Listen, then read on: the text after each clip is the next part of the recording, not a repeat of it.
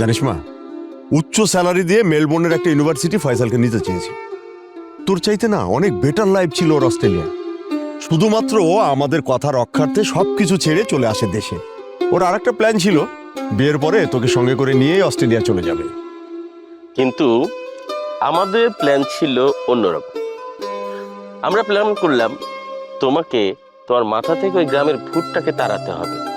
তোমার মনের ভেতরে এই গ্রাম সম্পর্কে যে একটা ভ্রান্ত ধারণা আছে সেটা দূর করা দরকার। তুমি কি ভেবেছো আমরা গ্রামে থাকি? আরে না, আমার ছেলে থেকে অস্ট্রেলিয়াতে, আর আমরা গ্রামে থাকবো?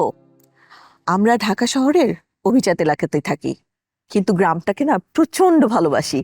তাই মাঝে মধ্যে ছুটি পেলেই ছুটে আসি ছুটি কাটাতে।